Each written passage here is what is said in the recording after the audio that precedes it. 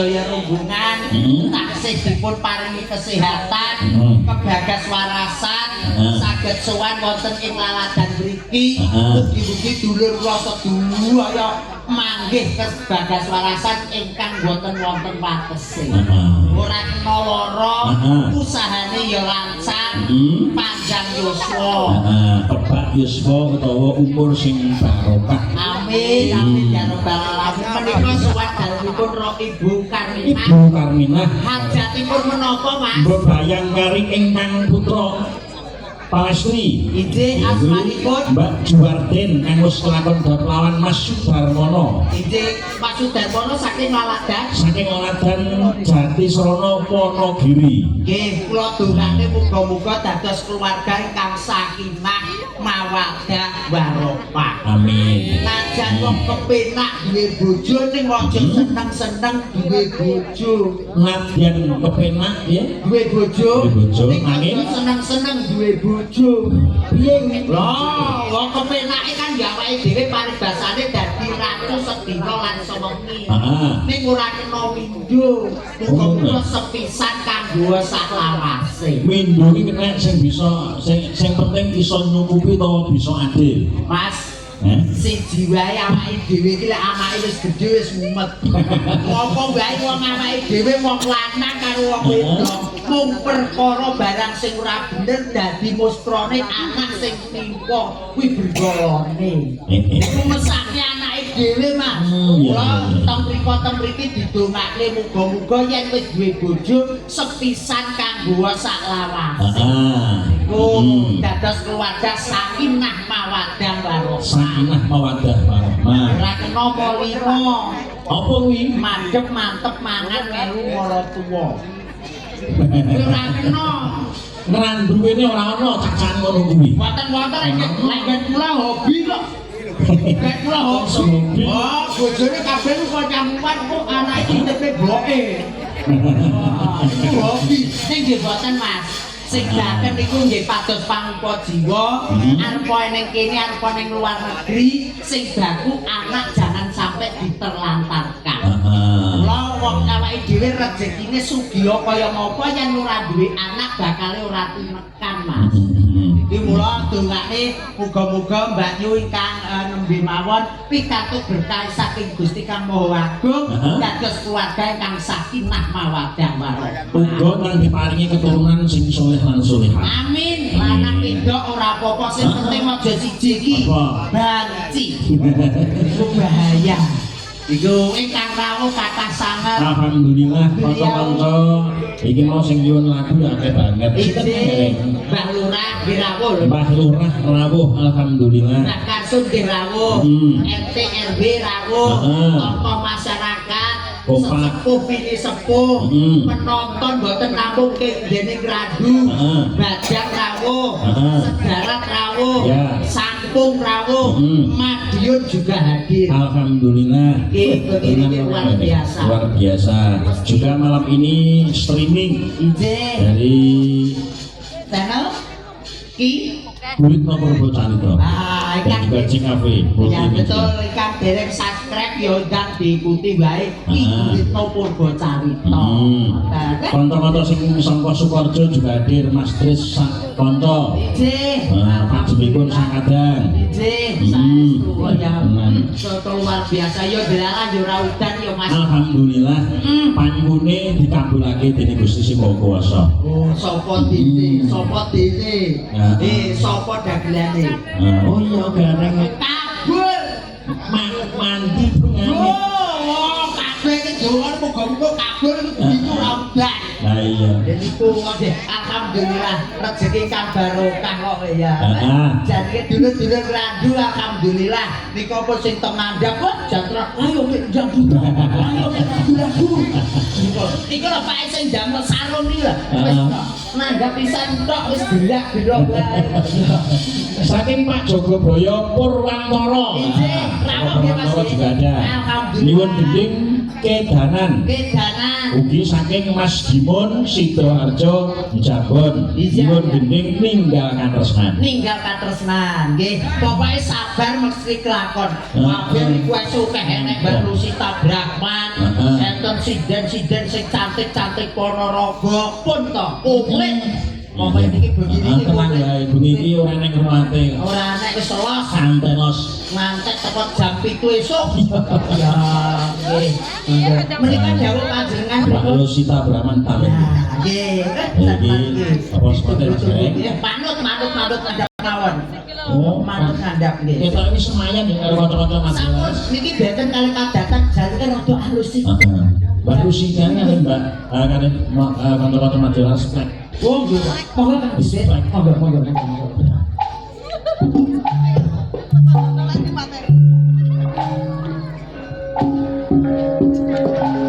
Nyuwune sing halus. Kerto kencanan.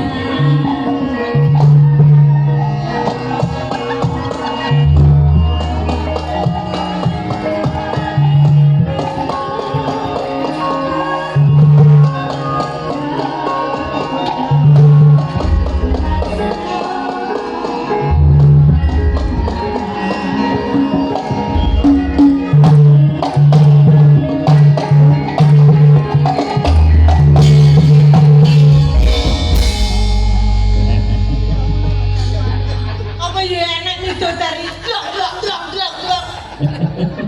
Letrak midodari yo tok ngono kok. Apa enak midodari kendali balik nek. Apa-apa jalur nang mau piye? Ya tok dang. Lho ngono kae. Lah kok ngono kok jarene kelaminanmu karo bibit kan iku duman Lah kok. tidak ngono kuwi lho bibit. Mas, pisan kas Mas. Kok Ora ngono. ngomong. Iya wis. Monggo.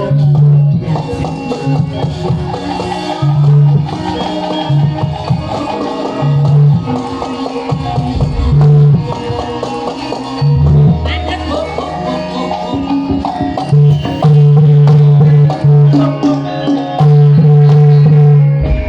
Lah metu nek midodari ning kraton ora tak dang. Kuwi metu baru wis Sing kleru ki kono apa awakku? Lek jenenge midodari ki kudune metune ya tuk-tuk. ayo ngono kuwi oleh kendangane ngono kuwi oleh dang otomatis aku. Iya nek kok dandang-dandang kan awakmu kan yo jenenge wong sing wis kanggo to. Pas ora yo budale mlakune ngene kok yo wis ngene. Tak tengere atur-aturan mubeng. Lihat pater-aturan karo mubeng awakmu kudune ya sing ganda sing luwes to. Ayo kok aku susahane kan iki bibit Sugito wi ansine nek Kon atak sono dhewe kan. aku sajane tekanan jiwa men bulet to. Lah wis tekanan jiwa paling ora awake dhewe kan yo Kanan jiwa. Kok iso awake dhewe seneng ora tau tanggapan iki bengi iki sing dikeki berkah. Ngono. Sana ono tak suwan karo Pak Dalan. Oh, Iya. Pak.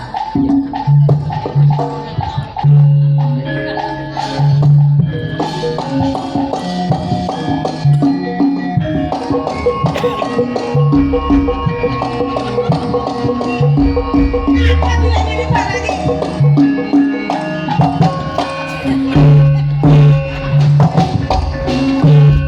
Sopan lagi bibit. Bibit. Pak seneng.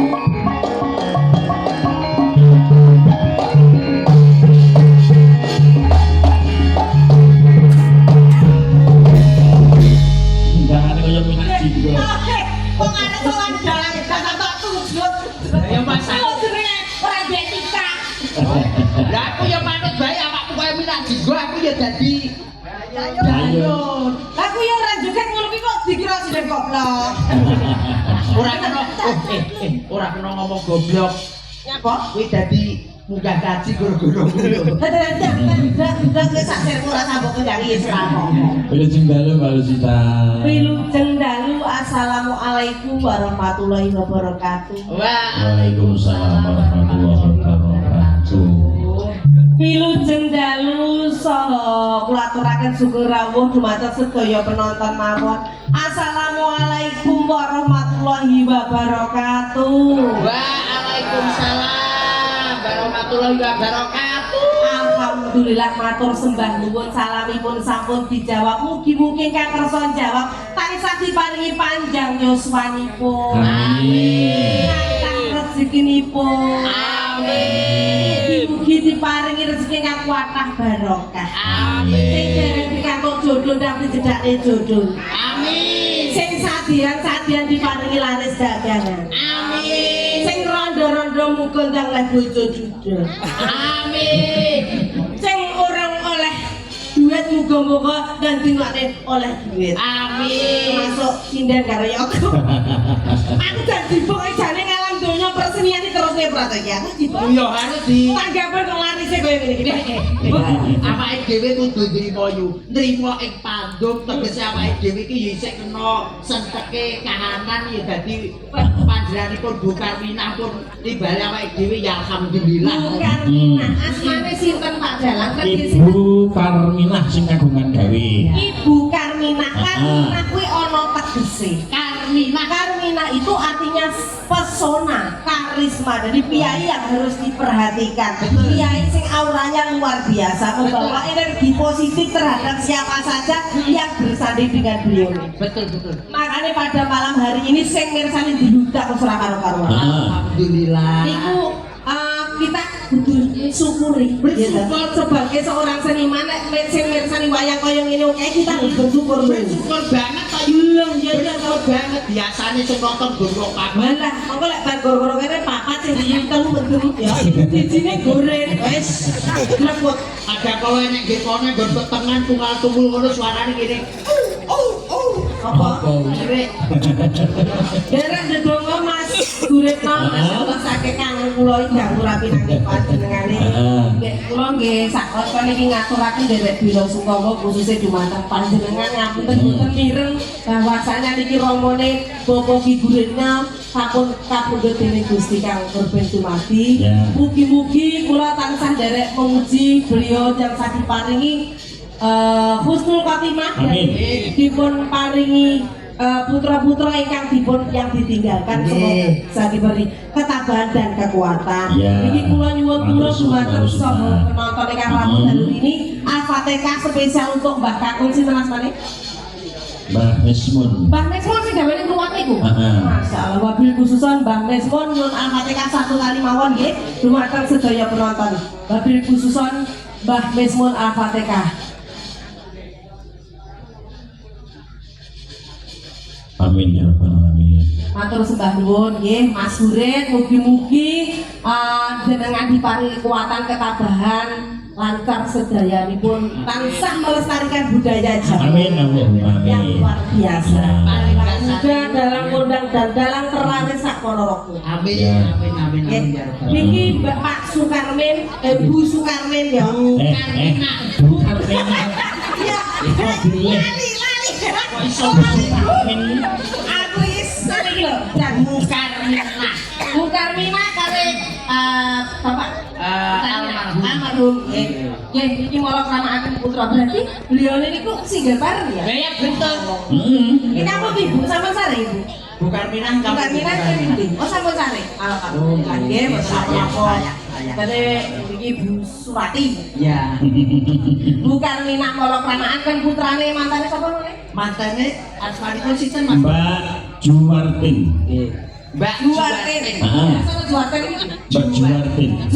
Juwartin ki juwe priyantune priyantun ingkang jujur. Heeh. Boten neko-neko. Ya. Yen wis duwe bojo tetep bojone siji Nah, wae. satu untuk selamanya. Betul, wartanya itu bagus, selalu diberi keselamatan dan ketabahan selama hidup di dunia.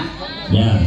Ning tindak tanduke becik tata krama kaya wanita sulistya, wanita ingkang salehah. Heeh.